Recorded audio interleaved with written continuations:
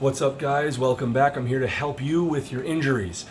This is comic book artist, writer, and director Greg Weick from BeyondComics.tv. As an artist and a writer and someone who's always sitting at a desk and someone who's been doing a lot of these things, I suffered multiple injuries: back, neck, shoulders, knees, tailbone. I mean, Jesus Christ, man. You know, elbows, wrists, feet, ankles. It was a mess, okay? But I'm here to show you techniques of how to get out of your pain. So make sure to follow and subscribe for updates. That's super important so that I can update you. And please post your comments below and any questions you have. I'll do my best to answer. But before you do any of the exercises or any of the things that I suggest, you must consult with a doctor first, okay? Because your injuries might be different than mine, and because of that, you must make sure you don't make it worse, okay? Let's start with some basic things I'm going to build into an advanced thing. This is our most advanced lower back exercise that I'm going to show you here. I'll get to that after. So be patient. Listen to what I say in the video in case it's helpful to you. I think it will be. I've helped a tremendous amount of people who are injured, as well as older people in their 70s and 80s who were very stiff and they couldn't move, and I got them to completely be limber again and get their life back. So here's a bunch of things I want to go through with you. If you are not eating properly, I lost like almost 40 pounds already just by, altering the types of food that I eat. Not a diet, actually just upgrading what I eat, what I ingest, and reading what my body can utilize as fuel to help myself recover. I suffered a bilateral spinal injury, which made it almost impossible for me to walk normally for almost 2.5 years. It was the most agonizing pain I had ever experienced in my life, and I didn't know a human being could exist that could have that level of discomfort and burning, agonizing nerve pain. It was horrendous. Now, I did not have surgery. I want to make that clear. I have, by the way, recently, a year ago, I got stem cell injections, which actually did help my knees. Not utilizing my own stem cells, by the way.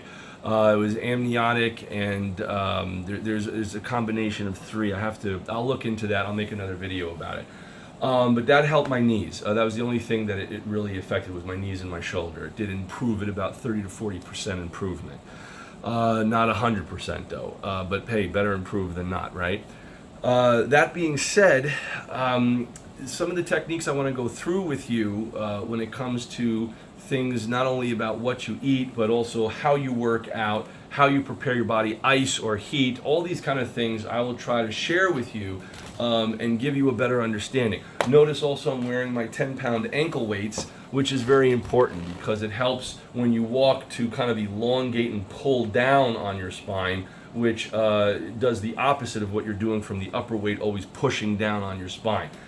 Couple of things if you have knee injury. Obviously, don't do anything that makes the knees deteriorate more. Walking upstairs, walking downstairs, not yet. You want to build up your exercises to that point. So the best exercise, the best two exercises that I have found, again, always consult with a doctor before doing anything I suggest, but you put on these 10-pound ankle weights, you sit in a chair as straight as can be, okay, and you lift one leg up at a time. And the weight of this is going to start to build as you constrict and contract the muscles above your knee. Look at my leg already starting to shake just from the weight of that, right? And boom, it builds the quads over here, it builds your muscles, above your knee. So it's very important to do this. The hardest thing to do if you have a knee injury is, I'll get to the back soon. Again, when you lower it, be careful if you have a bad knee. You don't want to hurt it. And when you're trying to lift it up, it might hurt. So support it as you're lifting it up. And then try another angle like this. Bend it a little bit and let go. If it's too painful on the knee, grab it, release. But just having your legs straight like that is going to help build this muscle. The next muscle building exercise here is a squat that you can do, which literally, and this is very important how you squat. I want to make that clear. You do not squat bending forward like this. You don't do that. You have to act as if you're sitting back on a chair, okay? So like as if you're sitting down on a chair. So you kind of go back this way. So I hope that you can see this on the camera. But if you see it here, I'm leaning back as if I'm sitting on an invisible toilet seat or something, or a chair. and I sit here for about 45 seconds and I hold this pose.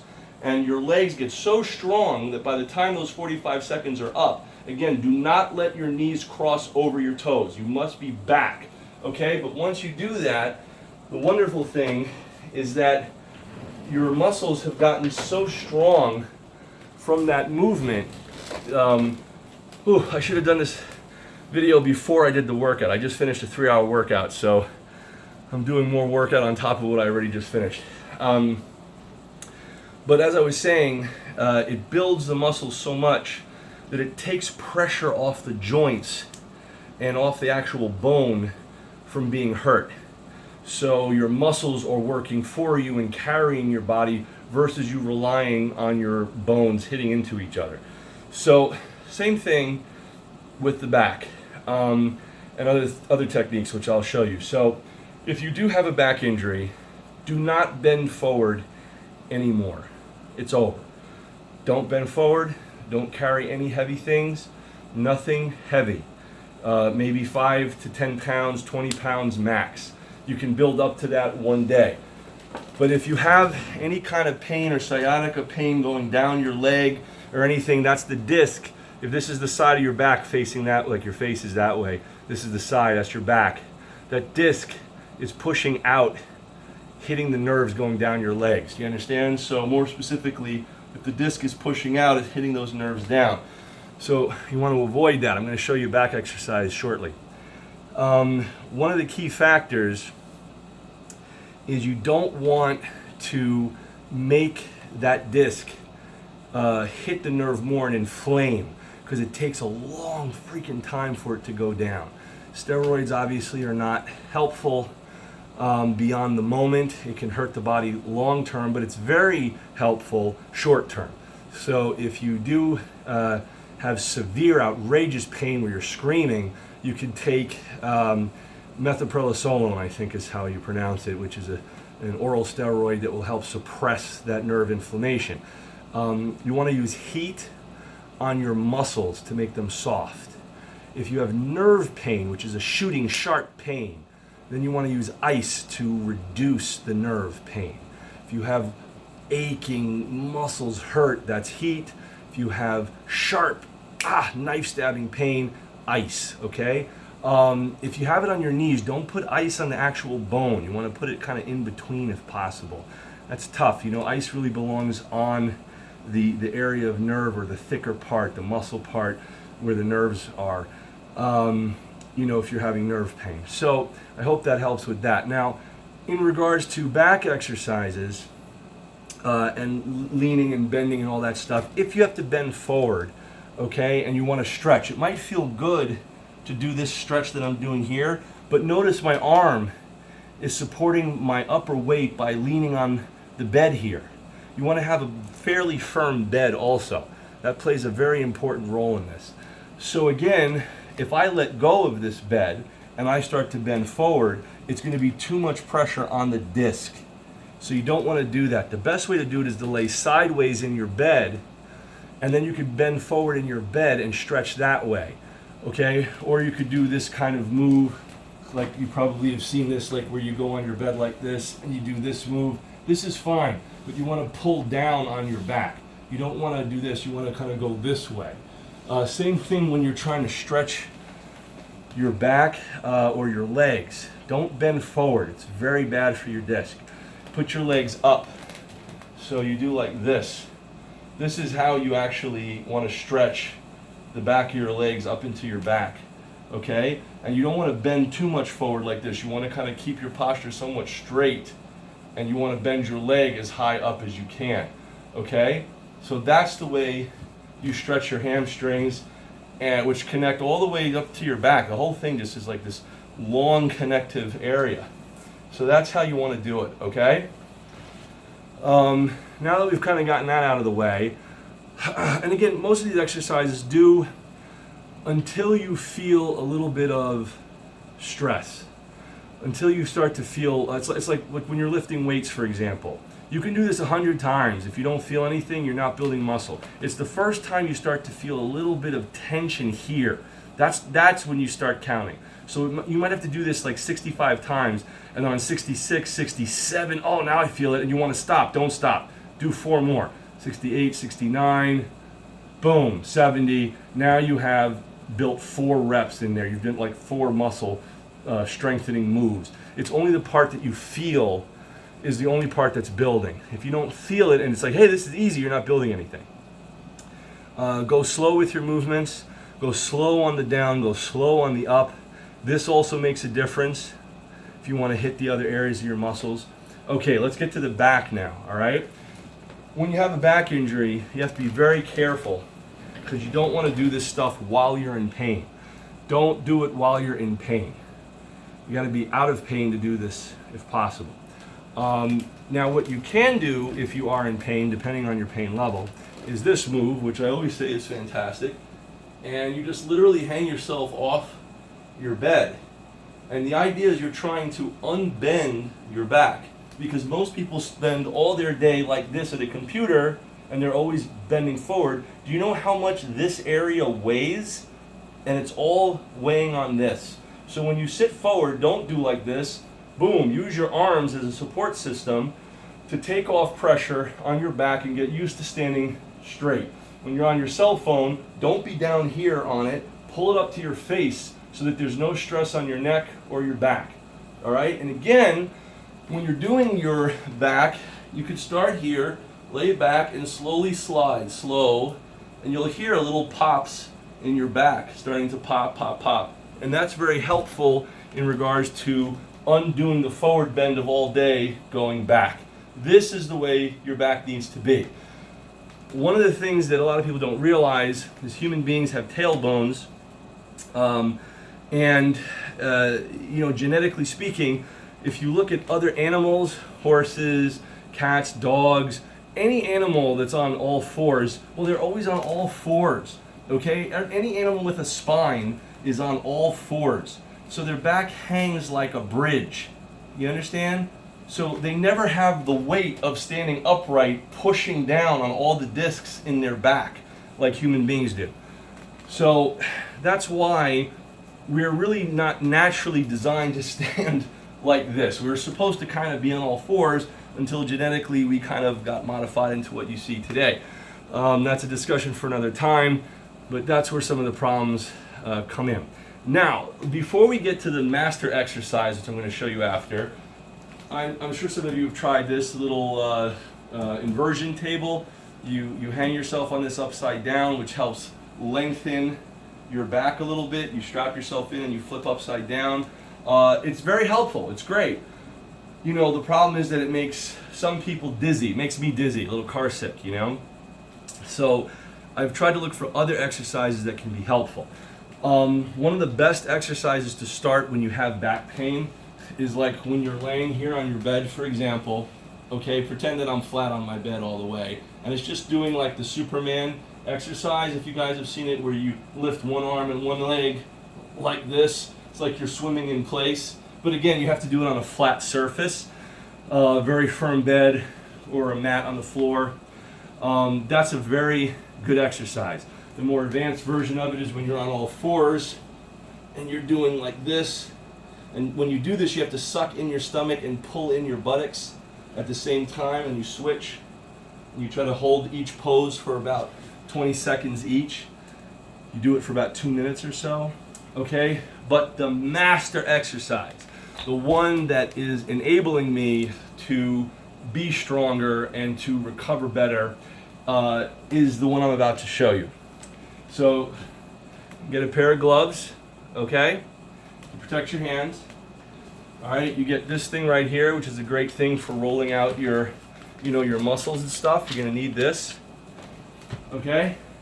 And this here, this strap, if you can see it, you can get this at any kind of medical supply store or workout store, okay? Has little holes in it. You could kind of like have straps.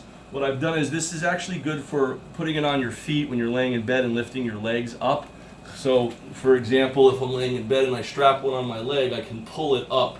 I put the strap around my foot, I hold it, and I pull it up. You can do it with a towel also, but it's a very, very strong I don't know, like a rope or band, whatever you want to call it. So I tied it to the foot of my bed, okay, right here. And then I'm taking this handle, all right, and I'm putting the handle right in the middle through it. So it's like I'm going to do it, I think it's a little off camera, so it looks like this. Okay, so I have a nice handle. Now you want to grip it right here, right in the center where the rope is. You want to grip it there so you don't break it, okay? But again, go up here a little bit so you have a little more distance. Once you do that, it's a hard exercise to pull off, but it's going to make your back so incredibly strong. One of the problems with back injuries, again, don't lift anything heavy. No, never lift anything like over 10 pounds for too long, because it's going to put too much pressure on that lower L5-S1 back injury, okay? I also had it in the center of my back too. I was like a mess. But I've built the muscles up. That's what I can do to help, okay? So what you do is you want to hang off the side of your bed, right over here. Hang off the side of your bed, but not here, okay? You want to hang off here. This is where you want to hang off, right here. Okay, underneath your rib cage, right there, like kind of like where your belly button is, all right, a little above. And the reason why is you don't want to rely on your pelvis bone over here. You want to rely on your lower back muscles to lift your legs back. So again, we have our setup. I hold it here. Okay, I'm hanging off here. So I'm kind of like right on my rib cage. The bend is in my belly button. I'm gripping my bar handles tight. And then I'm lifting both legs up into the air for about 10 to 15 seconds each time.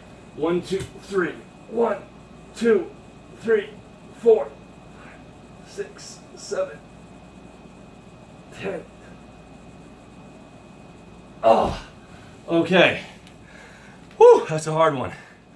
By doing that with my 10-pound ankle weights on, which is a total of 20 pounds, 10 pounds per ankle. Okay, I'm forcing and engaging my lower back muscles on top of my L5-S1 to engage and build incredibly strong piping over here to be able to lift my legs up, not relying on my hips or bones, only relying and targeting my muscles.